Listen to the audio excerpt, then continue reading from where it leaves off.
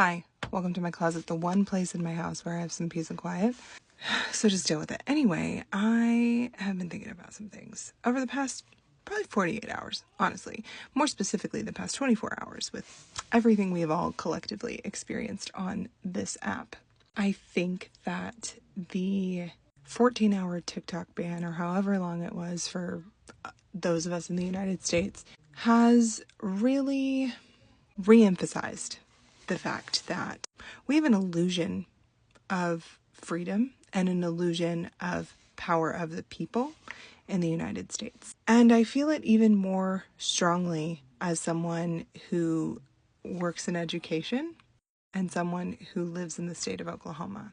See, because for the past 2 years, I have been contacting my representatives about all the crazy things that have been happening with education in the state of Oklahoma and some of the crazy laws that have been coming out related to just our welfare in the state of Oklahoma, with no results. I went to a mental health protest, I think it was 2 years ago, and there was some movement there, and I think that I naively believed that there is some power in the voice that I have. Not to mention the fact that for the past year and a half, I was part of advocating for change at the International House of Prayer, and it appeared that after about a year of speaking out and articles being written and all of these horrible confessions coming out, that they were actually going to be held accountable and that there were actually going to be some changes, or at least the organization was going to close, only for it to not close and operate business as usual, only with a new CEO or, whatever the fuck.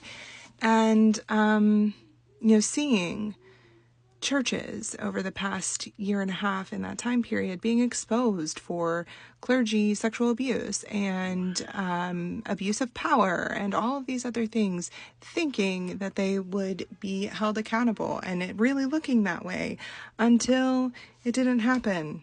And then a few months later, people like Todd Bentley are platformed again. But the reality is that it's not true.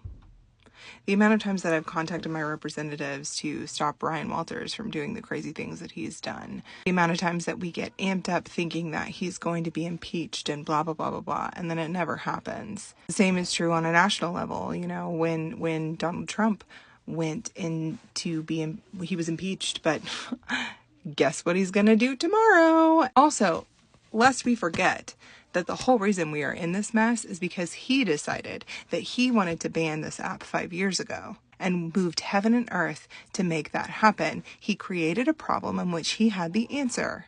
But all of this political theater has made us think, well, some of us think, that we actually had a say in the matter, and we didn't. I also contacted my senators about the banning of the app, to which they responded that they were in full support of it. So it doesn't matter. It doesn't matter how much you speak out about something, how much you march about something, how much you protest and blackout and boycott. The people who have the power to make the change are only going to do it if they want to. And I've said it before, that all of this is the prime example. We hear this a lot as it relates to toxic relationships. If he wanted to, he would. If the United States wanted to, they would. If they wanted to empower the people, they could do that.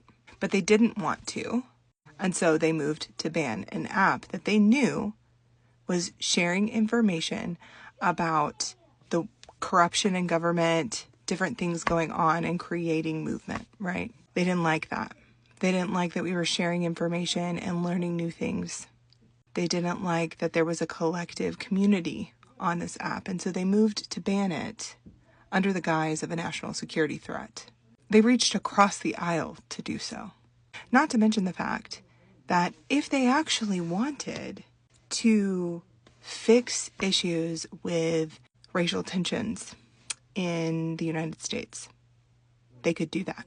If they wanted to fix the healthcare system, they could do that. If they wanted to hold insurance companies accountable, they could do that. If they wanted to address food insecurity, they would.